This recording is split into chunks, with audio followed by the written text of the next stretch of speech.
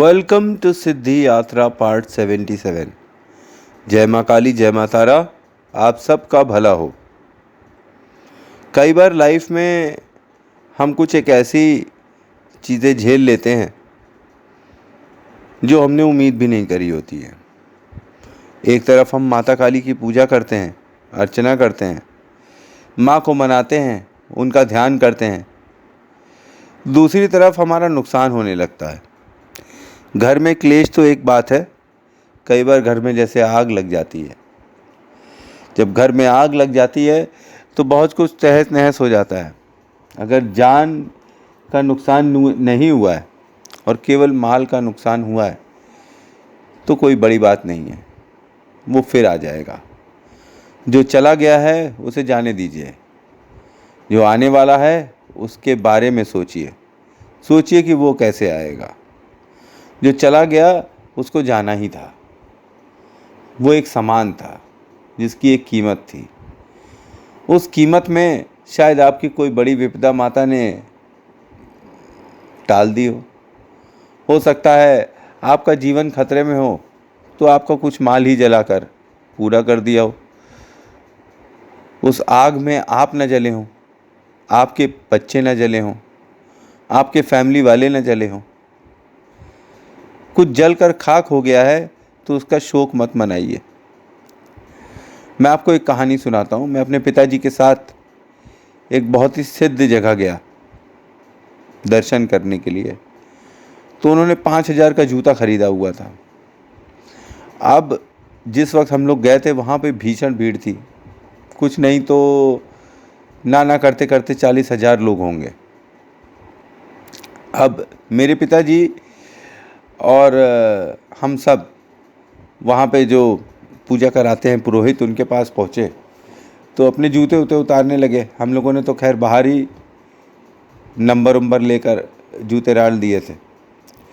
पिताजी क्योंकि जूता महंगा था और नया था, उसको लेकर अंदर पहुँच गए और वहीं पुरोहित के पास बगल में जूता रख दिए।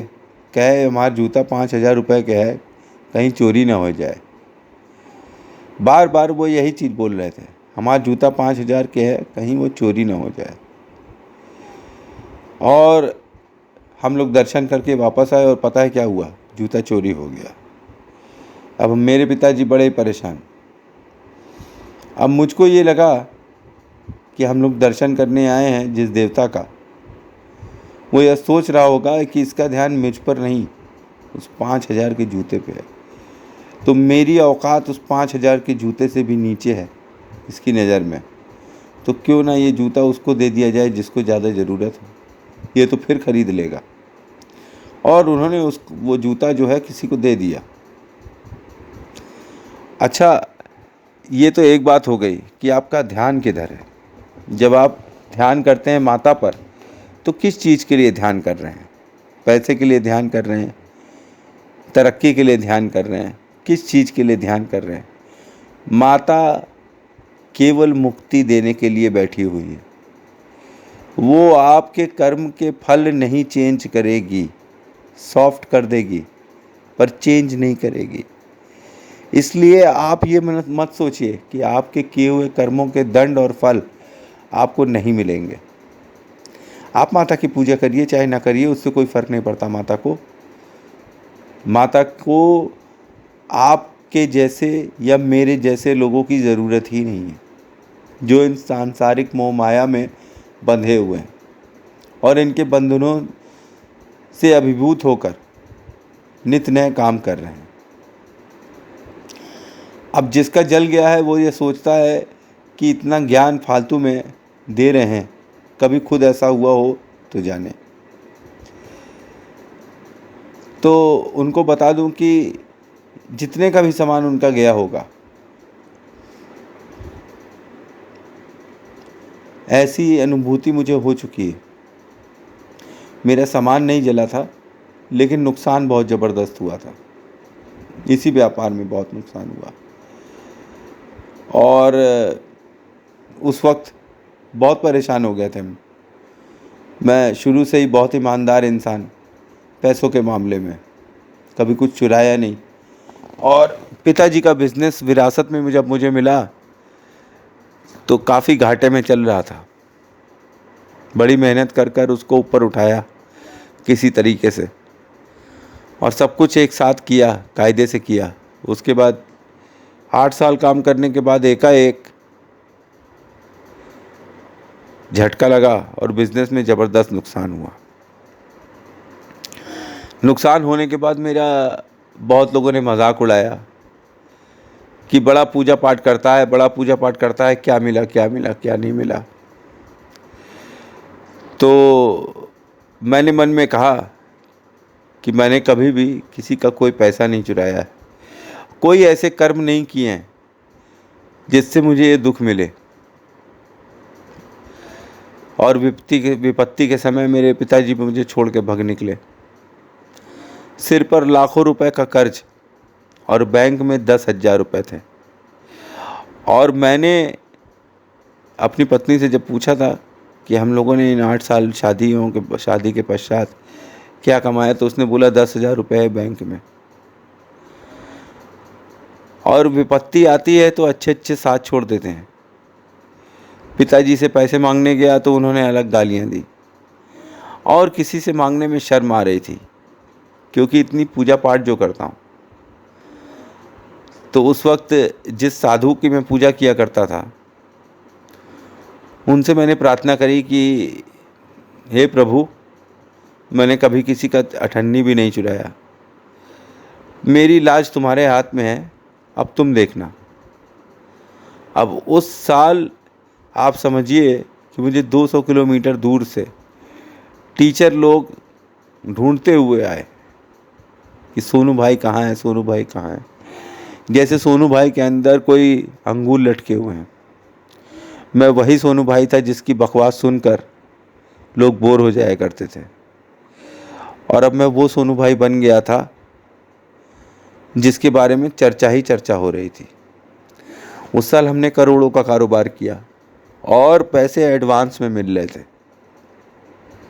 ऐसे तो पैसे लगाने पड़ते हैं लोगों पे व्यापार में, पर उस वक्त लोग मुझे जैसे बहुत सालों से जानते थे, एडवांस में अपना चेक दे दे रहे थे और एक एक हफ्ते बाद सामान लेकर जा रहे थे।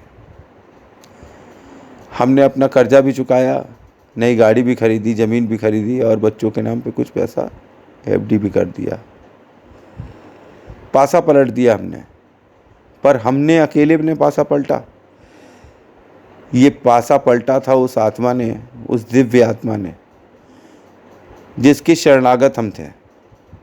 उसमें शक्ति थी और उसने अपनी शक्ति दिखा दी, और मेरे भक्ति में शक्ति थी तो मेरी भक्ति ने भी अपनी शक्ति दिखा दी। इसीलिए जब विपदा आए और कोई बहुत ही भयंकर नुकसान हो जाए तो आप परेशान मत होइए, रोइए मत। अगर जान का नुकसान नहीं हुआ है, केवल माल का नुकसान हुआ है, तो बिल्कुल परेशान मत होइए। ये सब अच्छे के लिए हुआ है। कई वो चीज़ें जो नकारात्मक हैं, जो जिस शक्ति को हम प्रेम करते हैं, जिनकी पूजा करते हैं, वे जानती हैं कि ये नकारात्मक चीज़ें, इनको हटा देना चाहिए। वो हम हटा नहीं सकते हैं तो वो उसको जला देती हैं। कोई बात नहीं है, कई बार विध्वंस होने के बाद ही नया युग स्टार्ट होता है। कुछ नया स्टार्ट होने के लिए पुराने को जलना ज़रूरी है। इसलिए बिल्कुल भी भयभीत ना हो, परेशान ना हो। माँ आपके साथ हमेशा है। इसको दूसरी तरह से देखिए कि अगर आप बच गए हैं तो वो ज़्यादा ज़रूरी है कि माल जल गया है, वो ज़्यादा ज़रूरी था। आप अगर जीवित रहेंगे तो ऐसे 75 चीज़ें फिर बना लेंगे। आपको माता पे और अपने पर हमेशा विश्वास होना चाहिए। अच्छा, 9 मिनट हो चुके हैं। Thanks for watching. जय माँ काली, जय माँ तारा। आप सबका भला हो।